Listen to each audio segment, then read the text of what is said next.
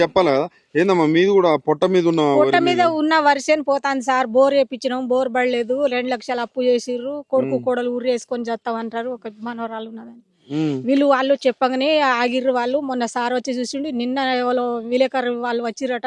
ఇక రోజు వస్తుడు పోవుడే అవుతాను సార్. కానీ మాకు మిగతా ఎవరు చేసేటోళ్ళు నీళ్ళు అస్సలే రావట్లేదు సార్. మొన్న సార్ వచ్చిండట.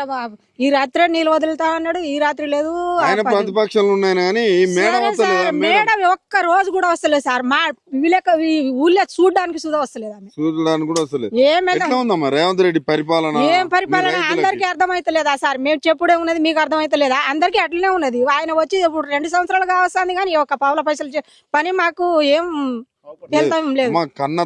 కన్న బిడ్డలక ఇదిగో ఆ రోజు ఏమన్నాడంటే ఆయన పెద్ద ఎత్తున కావాలి, నేను గెలిచాలని, ముఖ్యమంత్రి కావాలని అన్ని బోకర్ మాటలు మాట్లాడిండు. గాని ఆయన చేసే పనితనం అయితే ఏం లేదు సార్. అంటే మీరు ఒక కన్న బిడ్డలా చూసుకుంటారు పంటని. ఏంది దాన్ని చిన్న మందులు కావచ్చు, ఏదైనా ఊరియా బస్తలు కావచ్చు, నీళ్లు కావచ్చు, ఏదైనా కూలలు పెట్టి ఏదైనా పని చేయడానికి కూడా మాకు అంత కన్న బిడ్డలా చూసుకుంటారు. ఇప్పుడు ఒక వరి చేతికి వచ్చే వరి ఎండిపోతుంది సార్. అదే బాధ అనిపిస్తుంది. రోజు ఏడుస్తున్నాం. అన్న సుధా తింటలేము సార్. ఏం చేయం. ఇక చేతికి వచ్చిన పంట పోయినప్పుడు మేము చేసే ఏం లాభం ఉన్నది సార్? చేసేది లాభం ఏం లేదు కదా. మేము ఇన్ని రోజులు చేసినాం. ఇప్పుడు 4 నెలలు చేసినాం సార్ కష్టపడి. ఒక్కొక్క మడికి నీళ్లు తిప్పుతా ఉంటే ఆ బోర్లు మాకు చెరువులు లేవు, ఇటు మాకు కుంటలు లేవు, ఏం లేదు సార్. నీళ్లు వస్తేనే కాలువ వస్తే ఒక 2 మడులకు తిప్పుకొని ఒక బాయి బొందని నింపుకొని అక్కడ మోటార్ పెట్టి అయినా, కాలువ వస్తే కాలువలో మోటార్ వేసి అయినా బతుకుతామని అది చూస్తున్నాం. కానీ మాకు ఏది లేదు.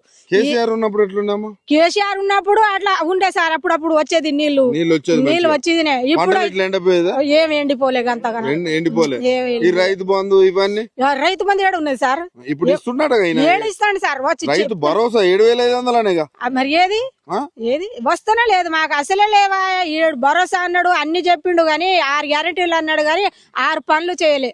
ఏ పని సఖ్యం ఉన్నది మాకు ఏం లేదు. ఆయన ఇచ్చింది మళ్ళీ ఇప్పుడు చెప్పడానికే. వచ్చి ఓటు అడిగితే ఏం చెప్తారమ్మా? మాకు మనసులో ఉన్నదే చెప్తాం అప్పుడు. అంతే. కేసీఆర్ గుర్తొస్తాడా? వస్తాడు. ఎందుకు రాడు?